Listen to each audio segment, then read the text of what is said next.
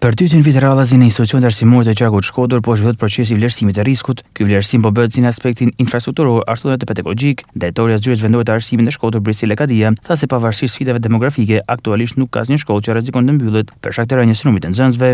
Tashmë procesi studimit të rrezikut në institucione arsimore nuk është viti i parë që po bëhet, është viti i dytë tashmë që institucionet arsimore i nënshtrohen procesit të vlerësimit të nivelit të rrezikut, dhe vlerësimi i nivelit të rrezikut fillon që nga infrastruktura e godinës arsimore deri pastaj edhe në të gjitha detajet e tjera, frekuentimi, notat mesatare vjetore, pra është një kompleksitet i gjerë i analizës së institucionit arsimor, qoftë infrastruktura realisht, por edhe në pjesën që prek procesin mësimor. Vitin që kalon ne e bëm një vlerësim rrezikut, tashmë do bëjmë një vlerësim të ri, sepse edhe manuali ka ndryshuar në disa pika të tij. Në përfundim ndoshta pastaj sigurisht do të jemi më të mundshëm me dhënë edhe një pasqyrë të nivelit të rrezikut të institucioneve tona arsimore. Në fakt janë dy momente që ne duhet të ndajmë. Mund të themi që kemi rastin e parë të mbylljes së shkollave për shkak të rënies së numrit të nxënësve.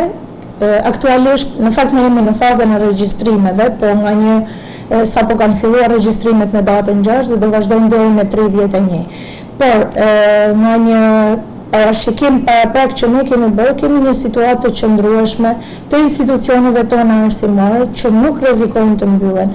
Nëse do ketë mbyllje të ndonjë institucioni arsimor, do jetë vetëm me kërkesë dhe me dëshirë të prindërve që duan që nxënësit e tyre të mos frekuentojnë më klasa kolektive, por të vazhdojnë procesin mësimor në klasa të ndara sipas niveleve të moshës.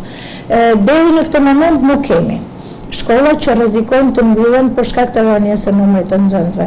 Në aspektin tjetër, pastaj kemi shkolla që vazhdojnë fazën e rekonstruksionit, por kemi edhe shkolla që do rifuten në procesin mësimor në institucionet e tyre arsimore nxënësit e shkollës Skoli Dromeno. Në fakt, për sa i përket infrastrukturës, mund të them që Bashkia Shkodër praktikisht i ka prek të gjitha institucionet arsimore me nevojat që ato kanë, duke krijuar edhe mundësi që të zhvillohet procesi mësimor në kushtet optimale, por sigurisht nevojat vazhdojnë të jenë të mëdha për ndërhyrje infrastrukturore. Pritet të kemi shkolla të tjera që do futen në rekonstruksion dhe kjo do na detyrojë pastaj të bëjmë edhe një studim të zhvendosjes, një plan studim të zhvendosjes së nxënësve dhe procesit mësimor të tyre. Zyra vendore arsimore në Shkodër ka në administrim disa institucione shkollore.